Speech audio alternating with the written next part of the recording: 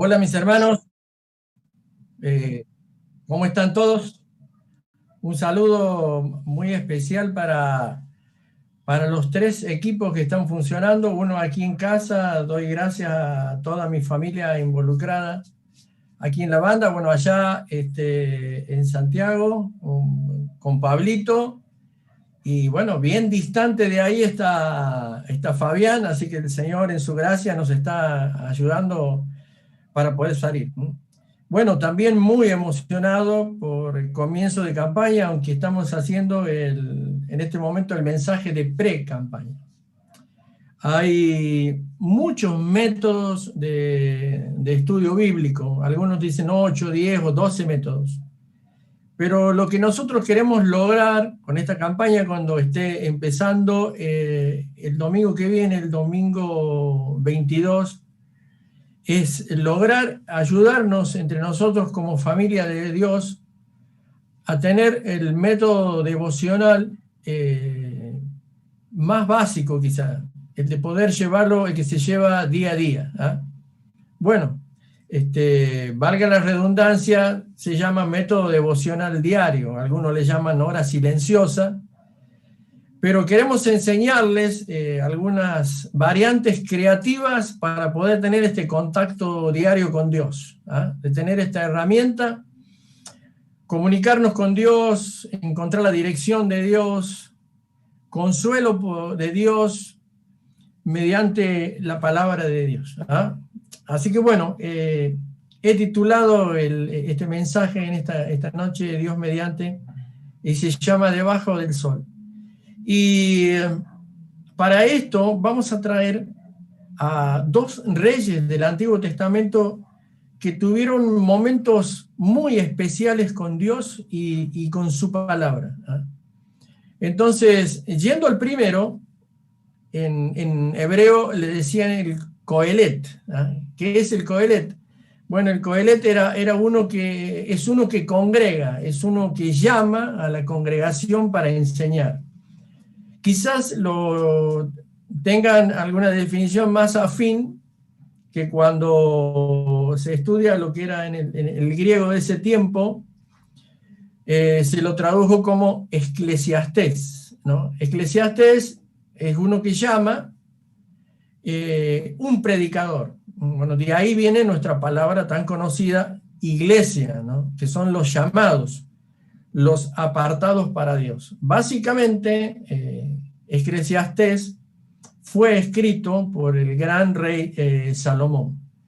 Este rey Salomón, en los tiempos de su juventud, escribió ese poema maravilloso que tenemos en la Biblia, que es el Cantar de los Cantares.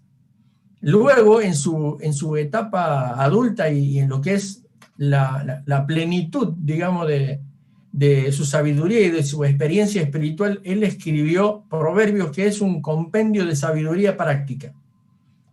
Y luego hubo un tiempo muy especial en la vida de Eclesiastés, donde él es como que se fue alejando de la palabra de Dios, se fue entibiando, se fue enfriando en cuanto a su relación con Dios y pasó tiempos muy difíciles, ¿no?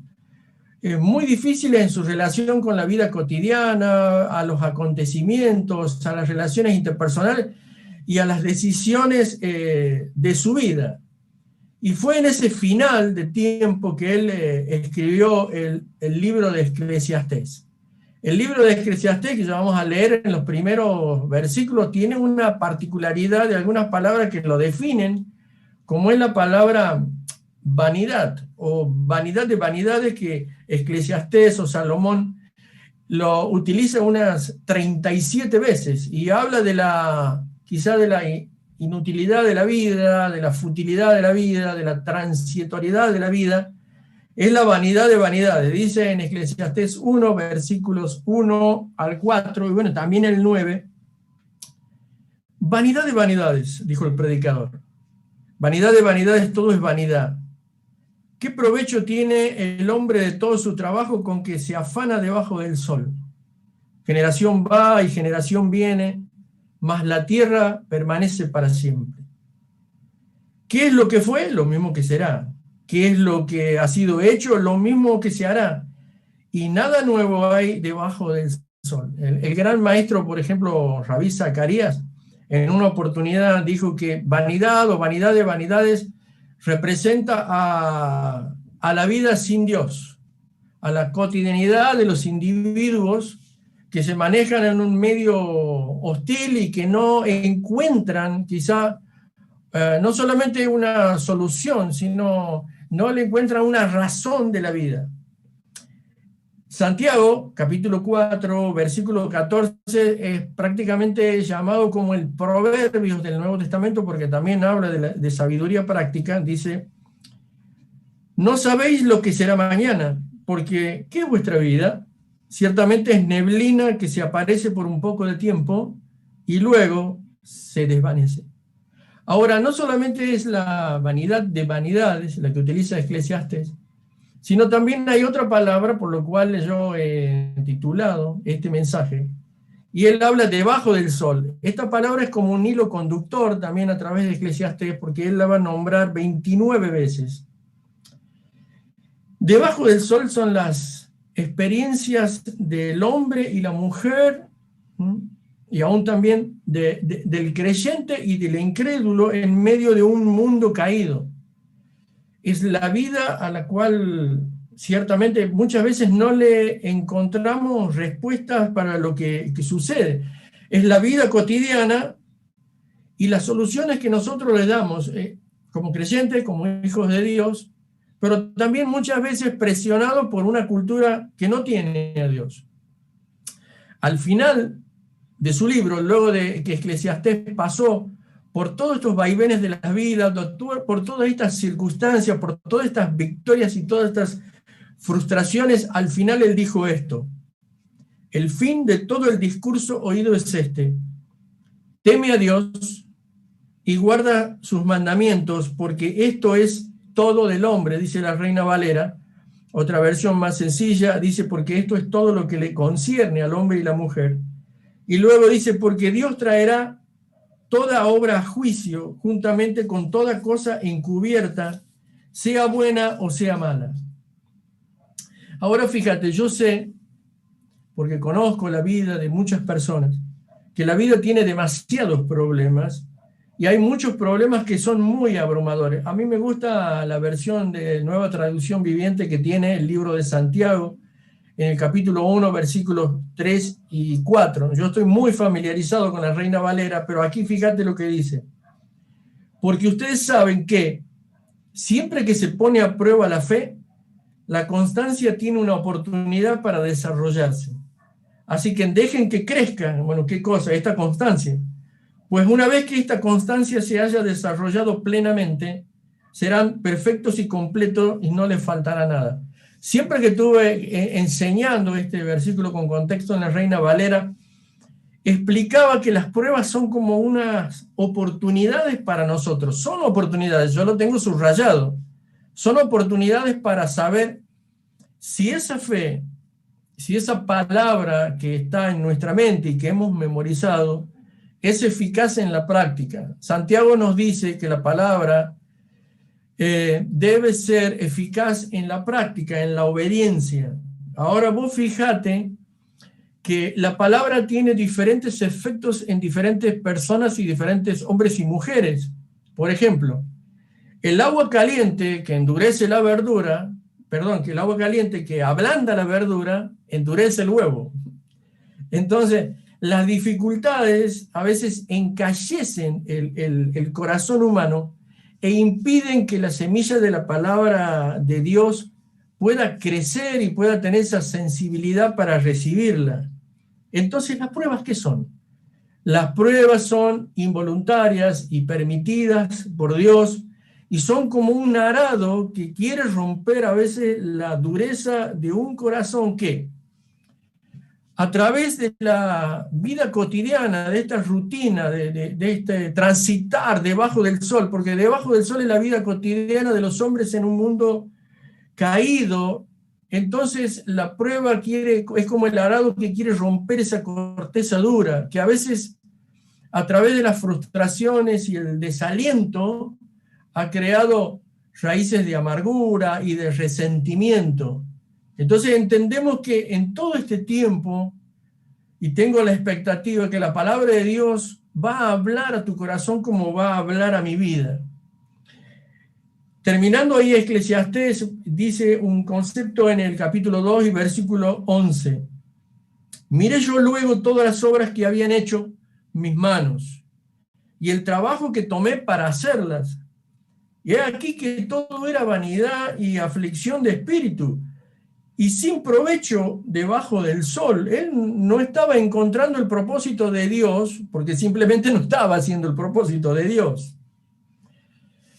Vos sabés que hay un comediante muy famoso, un comediante norteamericano, se llama Jim Carrey, y él se hizo famoso por una película llamada La Máscara.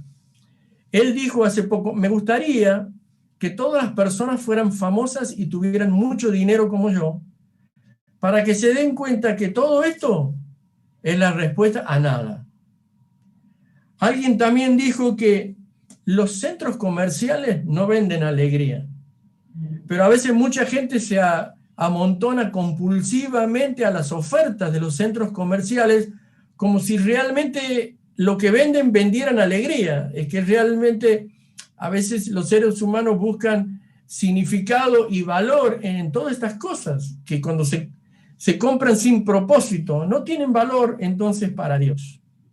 Entonces vemos que tiene esta dicotomía Eclesiastés entre las cosas de Dios y las cosas del mundo, la cultura del mundo y el estilo de vida de Dios. Bueno, esto me hace acordar a mí, ¿sabe? A 3 pasajeros que iban en un avión privado y bueno, con el piloto ahí hacían 4.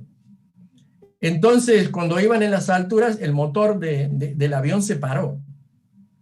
Salió rápidamente el piloto de la cabina, los miró fijo a todos y le dijo, miren, el avión se paró y se va a caer. Yo tengo familia, esposa y 3 hijos, así que bueno, lo siento mucho. Y se tiró del avión con el paracaídas. Pero antes les había dicho que eran 4 personas y había solamente 3 paracaídas. O sea que quedaban 2.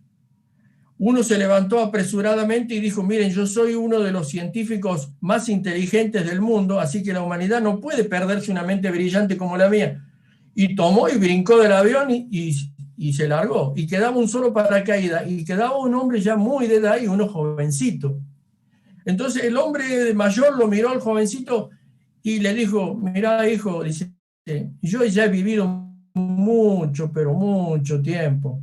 Así que por favor, sin pena, toma el paracaídas y lárgate vos. El jovencito lo miró a los ojos al viejito y le dijo, no se haga problema, abuelo. El hombre más inteligente del mundo agarró mi mochila y se brincó del avión. Bueno, esto dicho en broma de chiste, la verdad que nos habla de que nosotros no desestimamos la cultura del mundo, la inteligencia del mundo, la intelectualidad, pero la cultura y la sabiduría del mundo está tan teñida de orgullo, de egocentrismo, de egoísmo. Es un mundo sin Dios, el cual Dios dijo claramente, destruiré la sabiduría de los sabios y los entendidos y se la daré a los simples por la locura de la palabra, dice el libro de Corintios. Entonces nosotros podemos llegar a ser sabios por la palabra. De manera que muchas veces, como un dicho muy común en el mundo, los cristianos no sobrevivimos, porque muchas veces le preguntamos, ¿y cómo andás en medio de tantas dificultades en este tiempo? Y bueno, dice, sobreviviendo. Los cristianos no sobrevivimos, los cristianos vivimos con propósito. Y nosotros tenemos un propósito muy grande debajo del sol. Entonces, el gran desafío debajo del sol, donde están las actividades humanas, las catástrofes, las relaciones humanas y las frustraciones que a veces nos deterioran física y emocionalmente, y hasta a veces nos dejan sin respuesta hacia el futuro, sin esperanza, y bueno, muchas veces estamos desalentados y no tenemos respuestas. Entonces, lo que yo te quiero enseñar antes de empezar esta campaña, que hay 4 grandes beneficios de estar en la palabra debajo del sol. Y nosotros sabemos, claramente estamos convencidos, que cuando más profundizamos en la palabra, más nos alejamos de un mundo sin Dios. ¿Sabe? Quiero volver a repetirlo. Cuando más profundizamos en la palabra, más nos alejamos de un mundo sin Dios. ¿Sabes lo que dijo Asaf? Que escribió el Salmo 73, inspirado por el Señor. Él dijo así: ¿a quién tengo yo en los cielos sino a ti? Y fuera de ti, y aquí tengo subrayadas estas dos palabras, nada deseo en la tierra. Nada deseo en la tierra.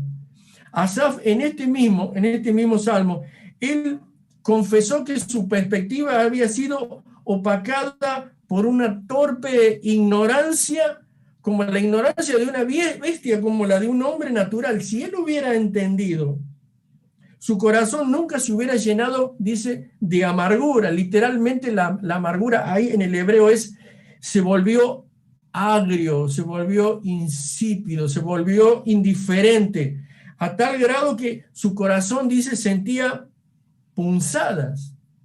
Es que a veces en este mundo algunos impíos prosperan materialmente, pero tenés que darte cuenta que esas posesiones solamente son temporales, no se puede llevar nada, pero sin embargo las posesiones espirituales van a ser eternas. El impacto de la palabra de Dios, la obra de Dios, el propósito de Dios en nuestra vida van a ser eternos debajo del sol. Dejo el primer rey, me voy al segundo rey, y este segundo rey se encuentra en Segunda de Crónicas, capítulo 20. Su nombre significa Dios juzga, y es el cuarto rey de Judá, al sur. Arriba había un rey impío. Era un buen día para el rey. Yo me imagino al rey ahí desayunando, un patio grande, un césped bien cortado, la familia, los sirvientes yendo y viniendo para el otro lado, trayendo más comida de la que ellos podían disfrutar, ¿no? Entonces, los niños, los pajaritos, todo. Él se llamaba Josafat, ¿no? Entonces, ya a lo lejos él ve que vienen algunos sirvientes un tanto apurados y él seguramente le hace una seña con la mano, que vengan, que le da permiso a que pasen. Y estos que venían, lo primero que le dicen apurado, le dicen: rey, vino una multitud. Y el rey dice: sí, viene una multitud. ¿Y qué pasa? Y ellos dicen: pero, rey, la multitud está cerca. ¿Y qué pasa con que esté cerca? Bueno, ahí hacemos un paréntesis.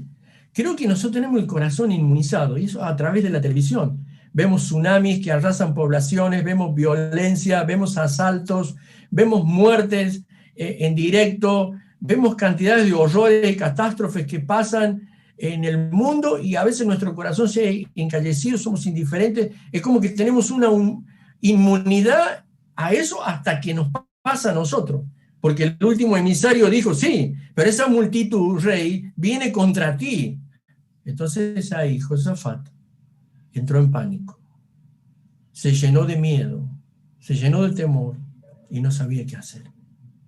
¿No te ha pasado eso en la vida? ¿No? Quizás estás viviendo en ese momento, ¿no? En un temor, en un miedo, en una preocupación que muchas veces es paralizante y que no sabes qué hacer.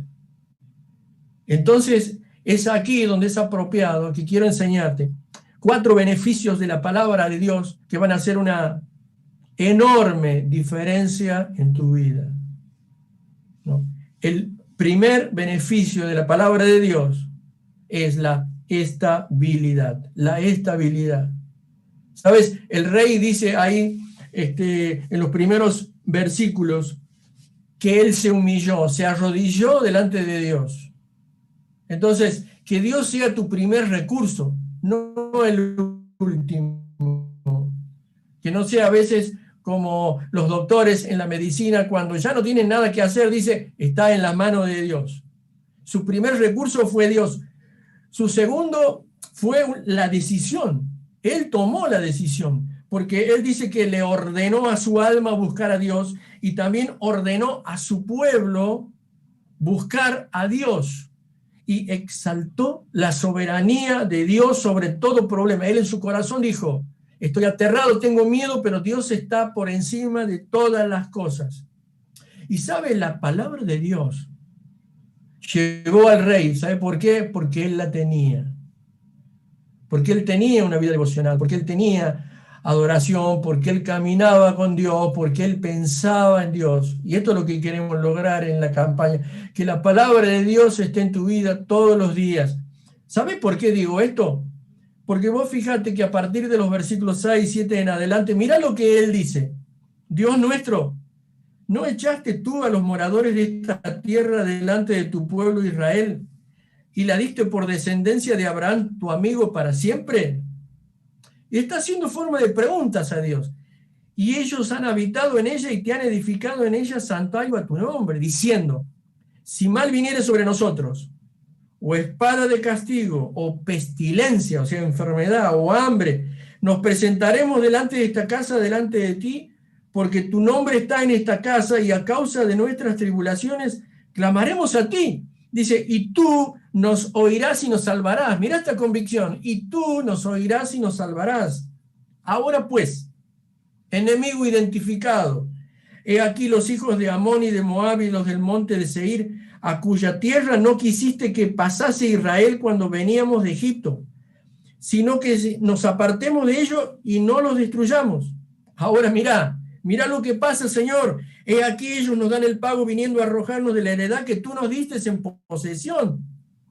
Oh Dios nuestro, dice el rey, no lo juzgarás tú, porque en nosotros no hay fuerza contra tan grande multitud que viene contra nosotros. No sabemos qué hacer y a ti volvemos nuestros ojos. Señor, el problema es inmenso, el problema es mucho más grande que nosotros, está lejos de nuestras habilidades. Tú eres nuestro Dios todopoderoso y nosotros somos débiles, Señor. Nos aferramos a tus promesas. Esto es estabilidad. En medio de la preocupación, en medio de la desesperación, en medio del pánico, la estabilidad. La palabra trae estabilidad porque las promesas del Señor son firmes y se cumplen. Dios está por encima de todos los problemas, debajo del sol. Quiero llevarte al segundo beneficio de la palabra. El primero era estabilidad en medio del caos. El segundo es identidad. Pero quiero hacerte una advertencia antes, ¿sabes? Si vos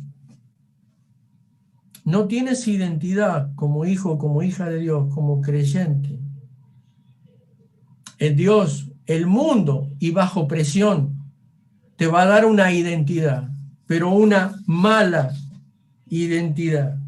Bueno, dice que, siguiendo ahí los versículos en Segunda de Crónicas 20, a partir de esto, dice que ancianos, adultos, hombres, mujeres, jóvenes, adolescentes, niños, seguramente hasta los bebés tenían sus mamás ahí, tenían los ojos fijados esperando en Dios. Claro, se habían arrodillado, se habían humillado, habían buscado a Dios, estaban seguros que Dios iba a hablar. Y ahí en el medio de todos ellos estaba un descendiente de Asaf, el que redactó el Salmo 23, versículo 25. Ahí estaba Jaasiel, hijo de Zacarías, levita de los hijos de Asaf, dice Segunda Crónica 20:14, sobre el cual vino el Espíritu de Jehová en medio de la reunión. Dios está presto a comunicarse y a darte respuestas a tus oraciones. Este es el beneficio de la palabra. ¿Y qué fue lo que dijo el Señor? Dijo, mira, no teman ni se amedrenten delante de esta multitud tan grande. Cuando la Biblia dice tan grande, porque es muy grande. Porque no es esta vuestra guerra, sino de Dios. Qué increíble, ¿no? Porque en 1 Samuel 17, David dijo las mismas palabras cuando enfrentó al gigante Goliat, ¿no? Y dice en 2 de Crónicas 20:18 que se postraron delante de Jehová y adoraron a Jehová. Y Josafat, el rey, dijo esas famosas palabras en el versículo 20: creed en Jehová vuestro Dios y estaréis seguros. Mira, sabes que tengo subrayado y te invito a circular y a subrayar tu Biblia. Ahí, creed y seguros. Confía en Dios y estarás seguro. Confía en su palabra, confía en sus promesas, confía en su respuesta. Dios está por encima de todos los problemas. Por eso el primer beneficio de la palabra de Dios es la estabilidad emocional, física, a través de las decisiones de buscar a Dios. El segundo beneficio es nuestra identidad como hijos, como pueblo de Dios, hijos del Dios Todopoderoso, el Altísimo que está sobre nosotros, cuidándonos, ¿no? El salmista dijo, Señor, tú eres mi socorro, bajo la sombra de tus alas me refugiaré. En ti estamos seguros, Señor. Por eso quiero llevarte al tercer beneficio de la palabra de Dios, la perspectiva. ¿Qué perspectiva tenemos? Podemos tener una perspectiva celestial o podemos tener una perspectiva terrenal. Podemos tener una sabiduría celestial, podemos tener una sabiduría natural.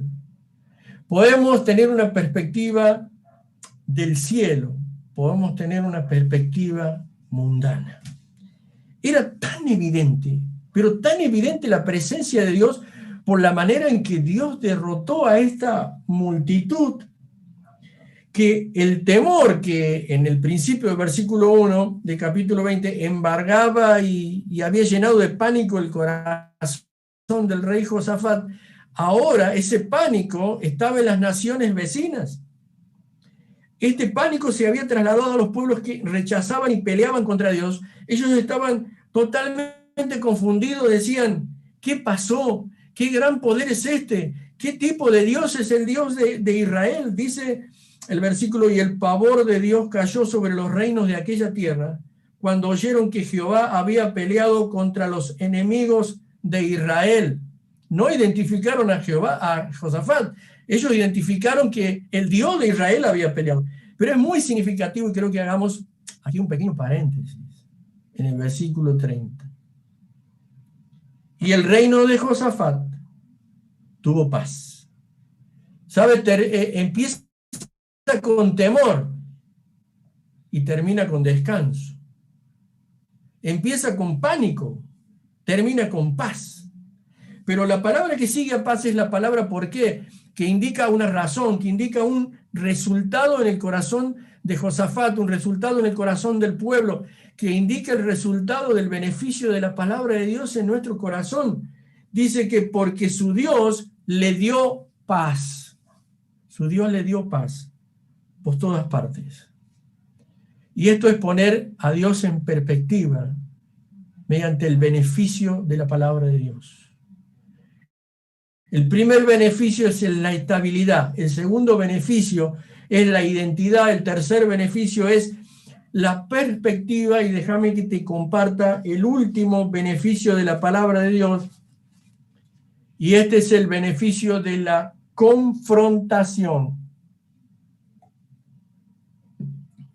La palabra de Dios dice en 2 Timoteo capítulo 3 versículo 16, la palabra de Dios es útil para enseñar, para redarguir, para corregir, para instruir en justicia, a fin de que el hombre de Dios, aquí está el propósito, la palabra es una herramienta, la palabra no es un fin, la palabra es un medio para conocer a Dios, y el propósito es que estemos enteramente preparados para toda buena obra, para afrontar todas las vicisitudes debajo del sol, para tener respuestas a las pruebas, a las dificultades de la vida. Ahora, vamos a tener una palabra fuerte terminando, ¿no? Y he orado por esto. La palabra de Dios dice acerca del rey Josafat que él anduvo en los caminos de Dios. Claramente dice que él anduvo en los caminos de Dios, pero que aún con todas sus victorias, él permitió lugares altos. ¿Qué eran lugares altos? En su mayoría eran cultos de adoración paganos. Eran ídolos completamente ajenos a la palabra de Dios, completamente ajenos al Dios de Israel. Y también quisiera volver hacia el primer rey Salomón, porque Salomón construyó el templo de Dios, el templo de Dios. Y esta es una palabra para nosotros porque dice, el que quiere estar firme, mire que no caiga. Y a veces nosotros nos confiamos quizás en nuestra espiritualidad presente y no estamos velando por nuestra espiritualidad y por nuestro contacto con la palabra de Dios y con el Señor en oración, porque Él construyó el templo, pero también se casó con mujeres paganas a las cuales les construyó altares de sus propios dioses y sus propios países para que ellos adoren, pero Él terminó con esas mujeres adorando en esos lugares paganos. Y dijo Jehová a Salomón, por cuanto ha habido esto en ti, no has guardado mi pacto y mis estatutos que yo te mandé, romperé de ti el reino y lo entregaré a tu siervo. Querido hermano, la palabra de Dios confronta, la palabra de Dios da estabilidad, la palabra de Dios nos da identidad, la palabra de Dios nos da perspectiva y consuelo, pero la palabra de Dios confronta nuestro corazón. Es como un espejo que nos devuelve la realidad de lo que nosotros somos. Y la palabra de Dios fue muy clara antes para Salomón. En Primera Reyes, capítulo 9, Dios dijo así, sin embargo, esta es la versión popular, sin embargo, si tú o tus descendientes me abandonan y desobedecen los mandatos y los decretos que les he dado y sirven y rinden culto a otros dioses, entonces desarraigaré a Israel de la tierra que le he dado. Rechazaré este templo que hice santo para honrar mi nombre. Haré que Israel sea objeto de burla y de ridículo entre las naciones. Y aunque ahora este templo sea imponente, todos los que pasen por ahí quedarán horrorizados y darán un grito ahogado a causa del horror y preguntarán, ¿por qué habrá hecho el Señor cosas tan terribles con esta tierra y con este templo? Y la respuesta será, versículo 9, porque los israelitas abandonaron al Señor su Dios, quien sacó a sus antepasados de Egipto, rindieron culto a otros dioses, se inclinaron ante ellos, y por esa razón el Señor les envió tantas calamidades. El rey no tuvo la decisión de impedir. Ahora, ¿con qué nosotros nos vamos a confrontar? Sabes, en todo este tiempo, la palabra de Dios te va a confrontar para que veamos si nosotros tenemos una consagración completa. Dios quiere de nosotros, de su pueblo, los creyentes, una consagración completa. Y en este sentido, para terminar, hay dos conceptos claros en cuanto a esto. Primero, en cuanto al propósito de Dios y la consagración, hay cosas que son lícitas, pero no convienen. Dice 1 Corintios 10:23. Todo me es lícito, mas no todo conviene. Todo me es lícito, mas no todo edifica. Y esto me trae colación a un momento muy difícil de mi vida. Fue la adolescencia, mi juventud, que también fue un tiempo también con la dictadura militar. Yo, toda mi vida, mi pasión y mi sueño fue el arte. Esto lo aprendí de muy chico de mi madre. Ella era una gran artista. Y yo estuve todo el tiempo al lado de ella. Luego estudié otra carrera simplemente esto para conformar a mi padre. Y más adelante tuve algunas horas cuando estaba empezando el colegio Alfredo Furnis. Pero llegando al sueño del arte, hicimos innumerables exposiciones, llegué a ser jurado de arte.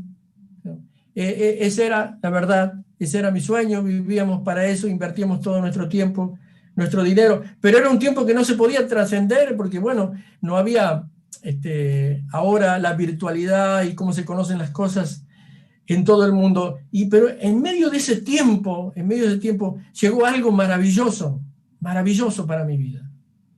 En medio de ese tiempo de confusión, de ese vacío en mi corazón, a pesar de tener todas las cosas materiales que podía tener un joven, llegó el Señor a mi vida. El Señor tuvo misericordia de mí, el Señor me perdonó, me reconcilié con Él, encontré un grandísimo propósito en mi vida, encontré la cosa más maravillosa que podía existir, llenó mi corazón de vida, de propósito, de sueños.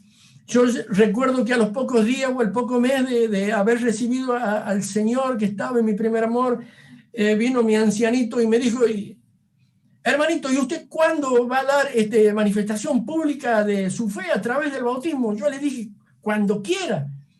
Y ahí nomás, sin ningún tipo de curso en esa época, nada, recuerdo. Ahí nomás, los pocos meses, a las aguas del bautismo. Pero entre mi conversión y el bautismo pasó algo. En ese tiempo llegó una carta. Y traigo a la colación esta ilustración porque buscando unos libros viejos encontré esa carta. Llegó una carta cuyo membrete venía de Capital Federal. Y en su remitente decía, era una invitación de la OEA, la Organización de los Estados Americanos. Me invitaban a dar una exposición en la sede en Capital Federal. Y yo sabía que eso era la puerta no solamente a Buenos Aires, sino la puerta al mundo. Ese era el sueño que yo había buscado y habíamos trabajado con mi madre durante toda la vida. Y estaba ahí, entre mi conversión y entre mi bautismo. Dios es testigo que ni siquiera lo puse en oración, ni siquiera le dije: Señor, necesito dirección en esto. No. Yo había encontrado lo más maravilloso de mi vida en el Señor. Y en ese tiempo yo le dije al Señor: Señor, esto ya no existe más para mí. Porque esto significa alejarme de la iglesia, significa dejar mi ministerio, el propósito, significa dejar mi llamado. Señor, yo quiero seguir contigo. Y de hace más de 30 años, sepulté los pinceles, sepulté los lienzos, sepulté los tapices gobelinos, esos persas que hacía en mi época. Nunca más, nunca más, nunca más en mi casa, nunca más. Ahora con esto yo no te estoy diciendo, no. Lo que quiero comunicarte es que lo que estás haciendo debe tener un propósito para Dios. Nada puede estorbar tu vida espiritual y tu relación con Dios. Debe tener un propósito para Dios. Tu trabajo, tu carrera, tu vida, tu familia, tu hogar, debe tener un propósito para Dios. Y aun cuando fuera lícito, porque lo mío era lícito, pero me alejaba del propósito de Dios. Jamás me he arrepentido de nada. No recuerdo nada. Esa carta hace poco me lo hizo recordar, pero le di gracias al Señor por haberme aceptado en su llamado. Lícito, pero no conviene. Pero también, no solamente lícito, pero no conviene, pero hay algo que en la palabra de Dios nos va a confrontar porque es claro y se debe obedecer. Josafat dice: fue un buen rey que siguió los caminos de su padre Asa, hizo lo que era agradable delante del Señor. Y el versículo 33 dice que, sin embargo, durante su reinado, dice, no quitó todos los santuarios paganos y la gente nunca se comprometió por completo. Esto a mí me golpea fuertemente, porque él no quitó los santuarios paganos e hizo que la gente no se comprometiera completamente. No hubo consagración completa. El Señor nos llama a una consagración completa. La Nueva Versión Internacional dice en 2 Corintios 6:14, no formen junta con los incrédulos. ¿Qué tiene en común la justicia con la maldad? ¿O qué comunión puede tener la luz con la oscuridad? El rey David tenía un lado débil. El rey Josafat tenía un lado débil. ¿Cuál era? Sus amistades, sus negocios, sus alianzas. Eran el lado oscuro de alguien que caminaba con Dios. Eran los altares en su corazón. Los otros altares que él permitía estaban afuera. Él los permitía porque no tenía una consagración completa, tenía debilidad. Parece que le debía fidelidad a eso. particularmente, él tenía una relación de debilidad con la casa de Omri. ¿Quién era la casa de Omri? Lo que luego sería la detestable casa de Acab y Jezabel, la cruel Jezabel, gobernante impío de Israel. Como consecuencia, su hijo Joram, que era el mayor de 7 hermanos, se casó con Atalía, hija de Acab, hija de Jezabel. Formaron alianza. Este era un rey impío, lejos de Dios, sin principios. Una persona que no estaba consagrada. ¿Cómo podía hacer esto Josafat? Porque no tenía una consagración completa. ¿Sabe? La continuidad de su reino se dio a través de su hijo Joram, justamente. Él, cuando subió al trono, asesinó a sus 6 hermanos y también a la familia real. Su reinado duró 8 años y tuvieron una muerte cruel. Él, su esposa Acab, Jezabel, tuvieron muertes horribles. Dios sentenció su maldad. De manera que yo quiero decirte que quizás estás caminando con Dios, pero estás permitiendo que en tu corazón aniden altares paganos, amistades, negocios. Estás permitiendo cosas que no agradan a Dios y están conviviendo con tu vida en medio de tu consagración. ¿Te das cuenta? Negocios. Ahora, lo que yo quiero decirte es que la palabra de Dios va a ser como un arado que va a trabajar durante esta campaña en tu corazón. ¿Y qué corazón vas a tener? La palabra de Dios te da estabilidad, te va a dar identidad, te va a dar perspectiva, pero que también te va a confrontar para que tengas una consagración completa. ¿Qué vas a hacer con la palabra de Dios? Eso va a determinar tu futuro, porque las cosas de esta vida debajo del sol son temporales, pero las espirituales son eternas. Ahora, como Josafat, los altares paganos que están en tu corazón no solamente están influenciando tu vida y te están frustrando, sino que están influenciando a tu entorno, también a tu iglesia y también a tu familia. También muchos están luchando en sus hogares porque a veces los hijos son desobedientes, porque no están siguiendo el camino del Señor. Pero lo que vos tenés que hacer es consagrar tu vida y seguir siendo constante y perseverante e influenciando con la palabra de Dios, porque la palabra de Dios los va a beneficiar. Tu oración va a ser escuchada y la palabra de Dios va a venir. Va a hablar al corazón de aquellos que están enfriados y que están duros, pero tenés que perseverar en los beneficios de la palabra de Dios. Quiero decirte algo. Lo que muere en el hogar no puede ser resucitado en la iglesia. Tenemos que ser confrontativos con la palabra de Dios, enseñarla y perseverar en ella. Oro para que en esta campaña la palabra de Dios haga una diferencia en tu corazón y en la mía. Oro por todos los que van a predicar. Oro por el devocional diario. Oro por la palabra de Dios memorizada. Oro por los líderes de los grupos pequeños, que nos estemos ayudando unos a otros para que cuando termine la campaña podamos tener un devocional diario para escuchar la palabra de Dios.